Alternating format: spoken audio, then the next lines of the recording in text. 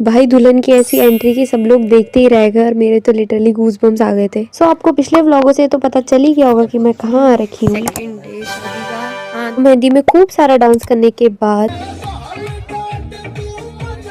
और रात भर छुई और चिल्लम चिल्ली मचाने के बाद सुबह उठ के हम लोगों ने नाश्ता किया और फिर हो गए थे हम शादी के लिए रेडी। और तैयार होने के बाद हम लोग आ गए थे अपनी फोटो क्लिक करवाने के लिए। और यहाँ भी सबकी चिल्लम चिल्ली मची हुई थी कि मेरी फोटो खींचो मेरी फोटो खींचो। सबकी खूब सारी फोटो क्लिक करने के बाद गोत्राचार शुरू हो गया था। जो लोग पहाड़ी होंगे उन्हें पता होगा कि गोत्राचार क्या होता है, और जिन्हें नहीं पता मैं बताती हूँ कि इस रस्म में दुल्हन को गहने पहनाए जाते हैं। गोत्राचार होने के बाद हम लोग बाहर आए तो हमने देखा कि यहाँ तो किसी चीज की प्रैक्टिस चल रही है। पहले तो हम लोगों को समझ नहीं आया, पर बाद में हमें पता चला कि ये दुल्हन की एंट्री की प्रैक्टिस हो रही है। के बाद हम सबकी सब बहनें एंट्री गेट पे खड़ी हो गई थी। के बाद सगुन की मांग रखने के बाद फाइनली हमारे दूल्हे जी की एंट्री हो चुकी थी। और एंट्री के टाइम पे इतनी गंदी धूप लगी कि हम लोग इतना ज्यादा दिमाग खराब हो गया था ना गर्मी से। और फाइनली एंट्री होने के बाद हम लोग कुछ खाने पीने चले गए थे, कुछ ठंडा पीने के लिए। यहाँ सबके सब दुल्हन का वेट कर रहे थे और कुछ ऐसी रही हमारी दुल्हन की एंट्री।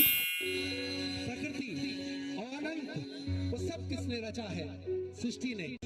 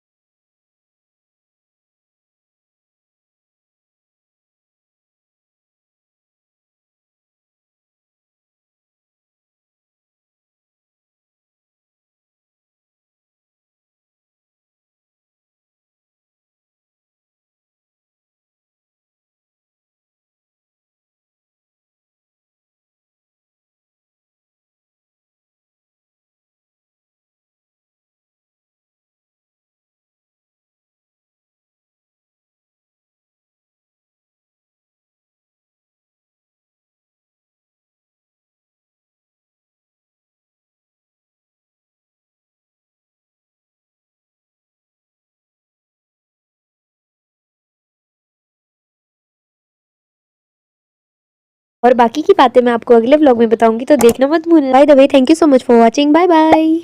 भाई दुल्हन की ऐसी एंट्री की सब लोग देखते ही रह गए और मेरे तो लिटरली गूज बम्स आ गए थे। सो आपको पिछले व्लॉगों से तो पता चल ही गया होगा कि मैं कहाँ आ रखी हूँ। सेकंड डे शादी का मेहंदी में खूब सारा डांस करने के बाद